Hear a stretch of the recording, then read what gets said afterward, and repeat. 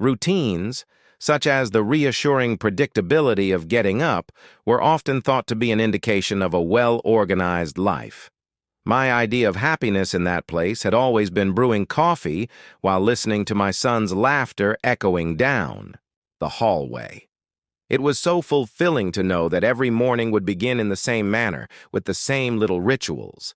This morning was no exception to the cozy moments that gave life a sense of completion, or so I believed.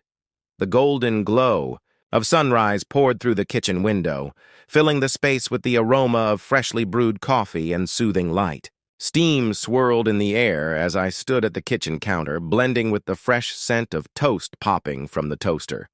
I was slicing apples for my kid, Caleb, while listening to his typical hallway banter. "Dad, are you watching my game? Today?" I turned to see my 8-year-old standing at the threshold, fiddling with his baseball. His sandy brown hair, still damp from his shower, stuck up in his uniform collar in a disheveled manner that Lauren would recognize. A pang of guilt hit me as I realized I had forgotten to fix it for him. His wide, hopeful brown eyes looked up at me, and I hesitated. I had promised him last week, but today, Lauren had insisted on preparing dinner, something she rarely did. It wasn't a direct request, but there was a weight to her words that I couldn't quite place. Forcing a smile, I reached over and brushed his hair down. His face lit up instantly, and for a fleeting second, everything felt normal. But then Lauren's footsteps echoed through the house. She walked into the kitchen with effortless grace, dressed in a cream-colored blouse tucked into a fitted skirt, her usual attire for work at Petals and Grace, the flower shop she had owned for years. Her chestnut hair was drawn into a tidy bun, and despite her minimal makeup, she looked flawless. She gave me a long glance before turning to Caleb. "Watch your game after breakfast," she said, her voice carrying a certain coolness. Not outright cold, but just enough to make me uneasy.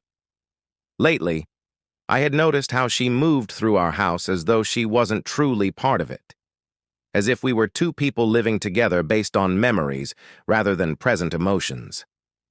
Caleb, oblivious to the tension, jumped onto a stool at the breakfast bar. "Dad is going to watch my game today," he announced cheerfully. Lauren's expression remained unchanged as she picked up her coffee. She nodded and replied, "That's nice." Normally, the conversation would have continued from there. Caleb would start talking about his game plan, quoting his teammates' stats, and I would chime in with words of encouragement. But instead, there was a pause, a silence that felt thick and unspoken. I cleared my throat. "You're making dinner tonight?" Lauren poured her coffee without looking up. "Yes," once again. Her tone was devoid of warmth, devoid of excitement. When she finally met my eyes, there was something unfathomable in them. She smiled, a delicate, practiced smile that didn't quite reach her gaze. We had been married for 10 years. Over that time, I had learned to read her rhythms, her habits, her unspoken cues. And Lauren wasn't the type to cook elaborate meals for enjoyment. She preferred order, routine, and practicality over spontaneity. She only prepared special dinners for birthdays, anniversaries, or holidays. So why tonight? By the time I dropped Caleb off at school, the thought had settled into my mind like an itch I couldn't scratch. I went about my morning as usual, but my brain kept replaying the last few months. When had Lauren started acting differently? She had always been quiet, but lately, the distance between us had become undeniable. At first, I thought it was grief. Her mother had passed away 6 months ago. Lauren hadn't mourned the way most people did, but I knew it had affected her. Then, things began to shift. She started going into the city more often, leaving the house earlier. She claimed she was visiting the flower market for inventory, but her phone, once left unattended, was now always in her hand before I even woke up.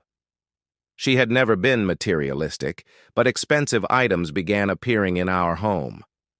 Luxury handbags, pricey watches, a new perfume I had never smelled on her before. When I asked about the rising credit card bills, she brushed it off with a dismissive smile. Just indulging a little. I had let it go. What else could I do?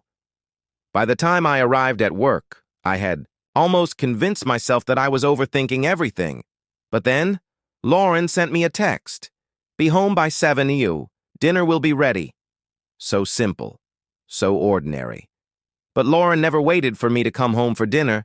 For the first time in our marriage, I found myself wondering, was she anticipating my arrival or ensuring my presence?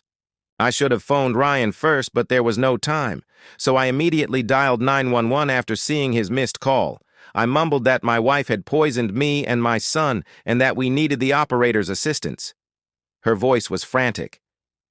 "Sir," she answered right away, "are you in immediate danger?" Yes. She is still at home. I gripped the phone more tightly, then a creak.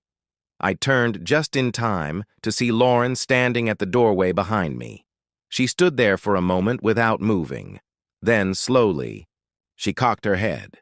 Her gaze shifted to the phone in my grasp, and she grinned, but it wasn't a loving smile. The knife in her palm sparkled in the lamplight, and that smile, it was one of regret. Regret from someone who knew the game had just changed. That evening, I knew for the first time the true danger had only just begun. I should have anticipated it. I should have realized Lauren had a calm, confident voice. When she confirmed our deaths over the phone, nothing could have prepared me for her position. But I did have a backup plan in case everything went wrong. Now, a knife, shining in her right hand, was blocking the entry to her study. Her stance was too easy, as though she had mentally practiced this exact moment, as if she knew precisely how it would play out. The phone felt heavier in my palm. The 911 operator was still on the line, but I was afraid to say anything. Lauren was watching me, like a predator watching its prey. Caleb stood motionless behind me. I could feel his tiny fingers clutching the back of my shirt. His breathing was shallow. "What should we do, Dad?" Lauren's smile was small, almost sad. "You know," she murmured, "you wasted a wonderful evening." I didn't answer. I wasn't sure I could move. Tightening my thoughts, I measured the safest course of action, the distance between us and the sharp edge of the blade in her palm. "Do you even realize how hard I worked for this?" she said smoothly. She inclined her head, almost pleased that after months of planning, every detail had been accounted for. Her gaze swept over my face.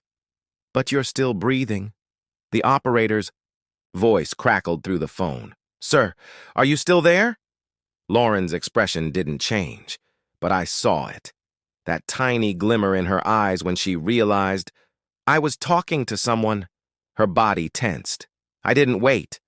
I grabbed Caleb's hand and lunged forward, shoving the desk between us. "Run!" Lauren staggered back. Her breath caught. I heard the blade crash against the tabletop. Caleb started running first, his tiny boots thudding on the hallway floor. I followed, my heart racing, forcing my body forward. Behind us, Lauren recovered swiftly. Her footsteps thundered against the hardwood.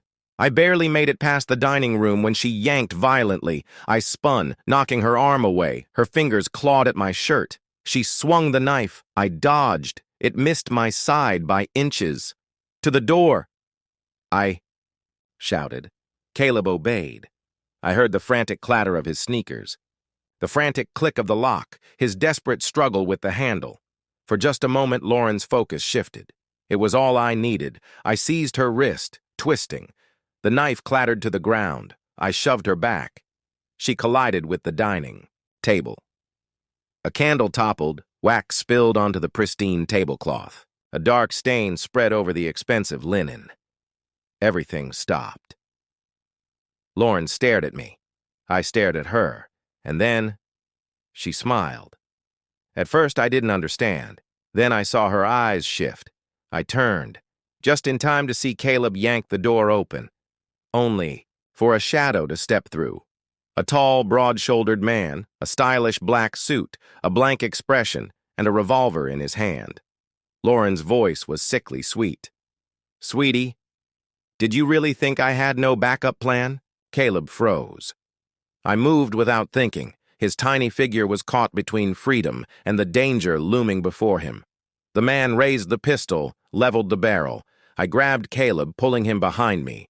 Lauren straightened her top, utterly unfazed by the chaos. "This is Adrian," she said, almost bored.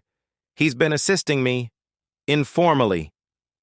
Adrian remained motionless, silent. His finger twitched over the trigger. Lauren sighed, as if this were just a minor annoyance. But then, the sound of sirens pierced the night.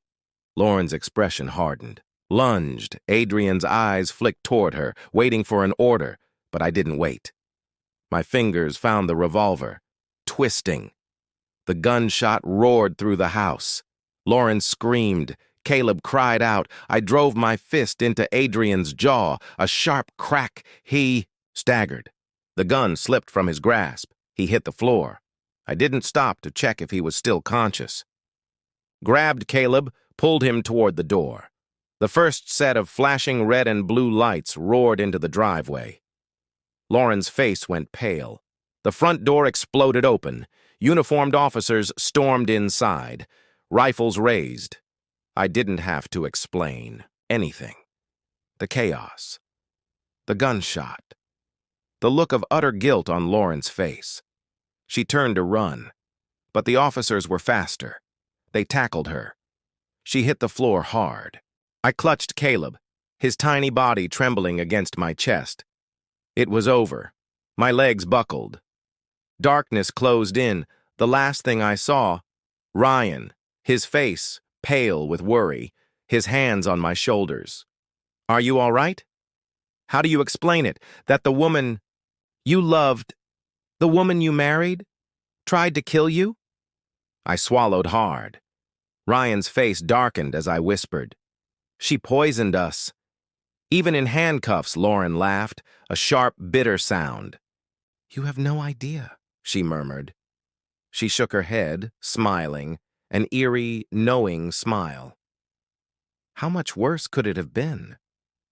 I chose not to ask, because her twisted game was over, or at least, it should have been.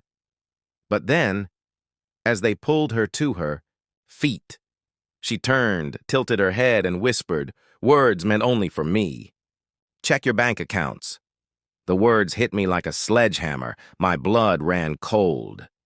She smirked, watching recognition dawn on my face. And then, she was gone, taken from my house in handcuffs. But the damage was already done.